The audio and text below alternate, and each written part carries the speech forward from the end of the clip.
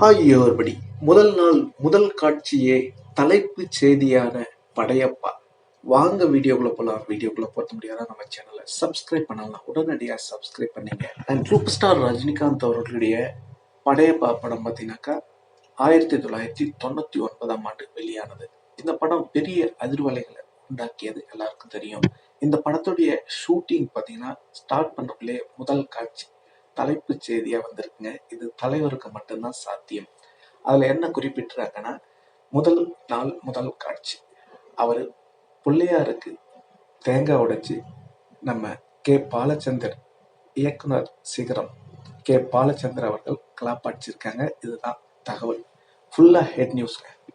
Super star ரஜினிகாந்தை காண அங்க திரண்ட ரசிகர்களை கட்டுப்படுத்த முடியவில்லை அப்படின்ற தகவலும். இந்த படத்தினுடைய சாதனைகள் எல்லாம் நம்ம பேசிட்டோம். எத்தனை நாள் ஓடிச்சு அப்படி இப்படின்னு எல்லாம் நம்ம பேசிக்கிட்டு இருக்கோம்.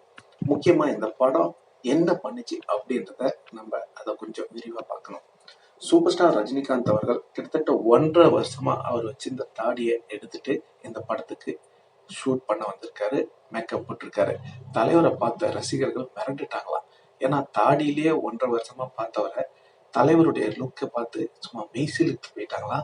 ரசிகர்கள் மட்டும் இல்ல, மக்களும். அது போல அற்புதங்களை நிகழ்த்தியிருக்காரு நம்ம சூப்பர் ஸ்டார் ரஜினிகாந்த் அவர்கள். அது மட்டும் இல்லைங்க, இந்த படையப்பா படத்துல வர்ற லாபத்தை என்ன பண்ணிருக்காரு தெரியுங்களா?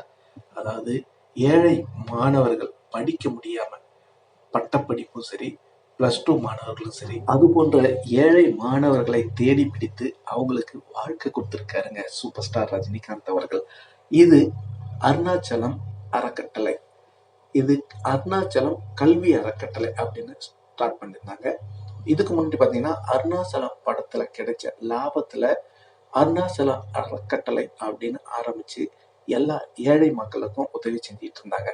இதுல குறிப்பா என்ன சொல்லணும்னா, நம்ம வி.கே. ராமசாமி, பண்டேரி பாய் இவங்க போல 8 பேருக்கு ஷேர் கொடுத்தாரு லாபத்துல. இதெல்லாம் தலைவருக்கு மட்டும்தான் சாத்தியம்.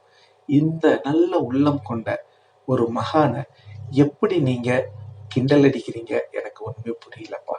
எவ்வளோ நன்மைகளை செஞ்சுட்டு இருக்காரு.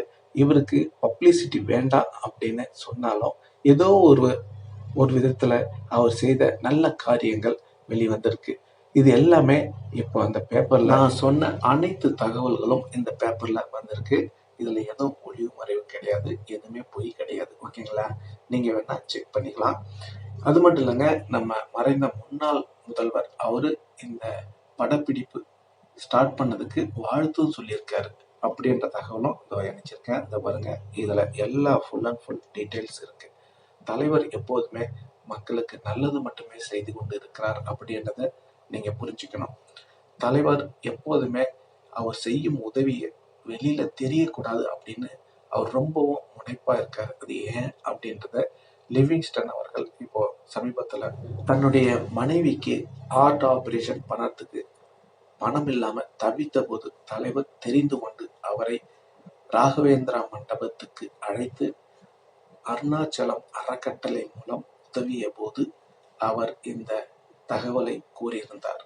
அதாவது பைபிள்ல குறிப்பிட்டிருக்காங்களாம், நீங்க செய்த உதவி இங்கேயே தெரிஞ்சிருச்சுன்னா அந்த பலன் இங்கேயே முடிஞ்சிருச்சா, நீங்க செய்த உதவி தெரியல அப்படின்னா அது உங்களுக்கு மேல் லோகத்துல நீங்க சொர்க்க லோகத்துல கவுண்டா வைக்கலாம், அது கணக்கு வைக்கப்படும் அப்படின்னு சொல்றாங்க.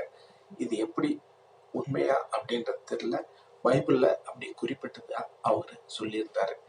எது எப்படியோ தலைவர் தான் செய்த உதவியை டம்பட்டம் அடிக்க கூடாது, வெளிப்படுத்தக்கூடாது, வீண் விளம்பரம் தேவையில்லை அப்படின்னு நினைக்கிறாரோ என்னமோ. ஓகே நண்பர்களே, நீங்க சொல்லுங்க, படையப்பாவில் வந்த லாபத்தை அருணாச்சலம் கல்வி அறக்கட்டளை மூலம் ஏழை மாணவர்களுக்கு உதவி இருக்கிறார். இதை பத்தி நீங்க என்ன நினைக்கிறீங்க? உங்களுடைய கருத்துக்களை கமெண்ட்ல சொல்லுங்க. அது மட்டும் இல்லைங்க, தன்னுடைய சம்பளத்துல பாதியை ஏழை மக்களுக்கு இன்னைக்கு உதவி செஞ்சுட்டு இருக்கார் அப்படின்ற தகவல் வந்திருக்கு.